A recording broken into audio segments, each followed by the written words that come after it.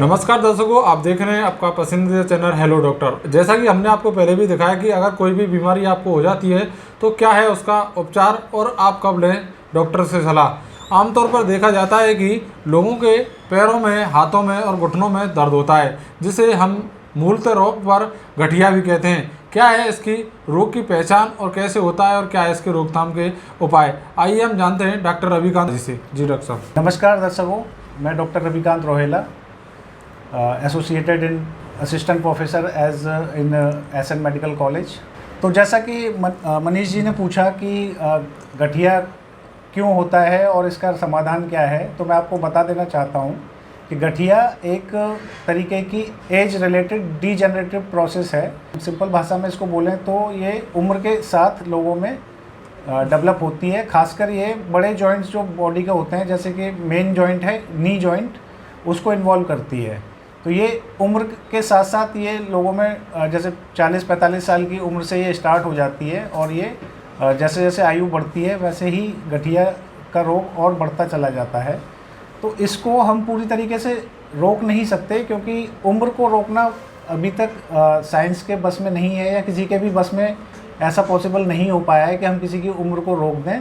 लेकिन ये इसकी प्रोसेस इतनी जल्दी स्पीड से ना बढ़े, इसके लिए हम कुछ उपाय कर सकते हैं। जैसे कुछ घरेलू उपाय हैं। घरेलू उपाय में आप व्यायाम इसका एक बहुत अच्छा उपाय है और आप फ्री में उसको अपने घर पे कर सकते हैं। योगा आप कर सकते हैं।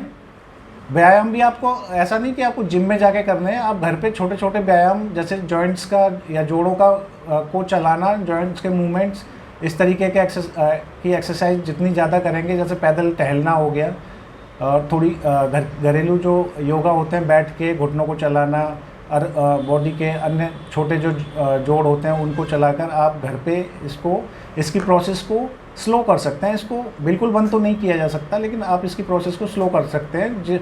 जो बीमारी 40-45 की साल पे स्टार्ट होती है, उसको आप स्लो करके 50-55 साल की उम्र पर इसको कर सकते हैं और धीरे धीरे ये स्पीड में ना बढ़े, स्लो बढ़े। उसके लिए भी आप घरेलू उपाय में व्यायाम इसका सबसे अच्छा तरीका है। अगर बात करें खान पीन की, तो लोगों पर क्या खान पीन पर, अगर कोई 40-50 की एज पर पहुंच जाए तो वो विशेष तौर पर क्या खाएं? देखिए, खाना पीना तो बहुत ज़्यादा अफेक्ट करता है, केवल गठिया में ही नहीं, और भी जो हड्डी से रिलेटेड जो समस्याएं हैं उन सभी में खाना पीना का एक बहुत बड़ा इंपॉर्टेंट रोल है।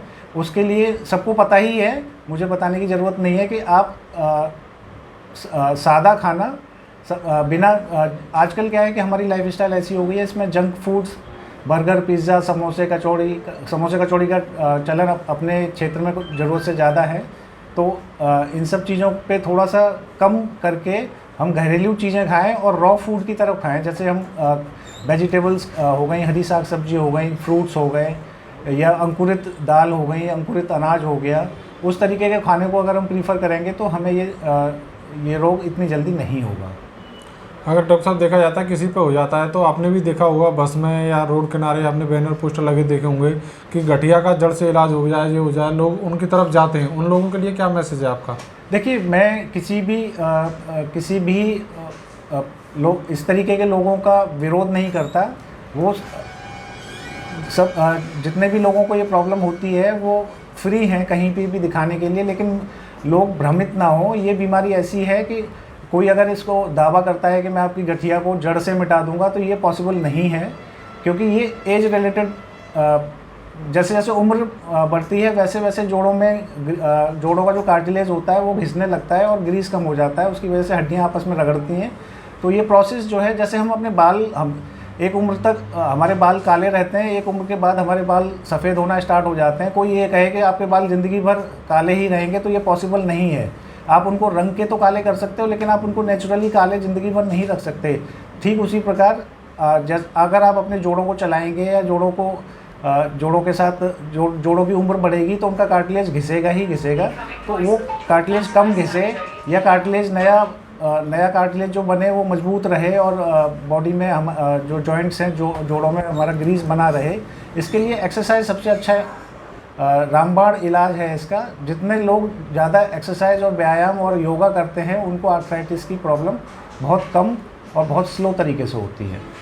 तो देखा दर्शकों, आपने किस प्रकार से डॉक्टर साहब ने बताया कि अगर आपके भी घुटनों में दर्द होता है तो किस प्रकार से आप व्यायाम कर घर पर ही उसका निस्तारण करते हैं। इसी प्रकार की जानकारी देखने के लिए हमारे चैनल को अवश्य सब्सक्राइब करें। नमस्कार।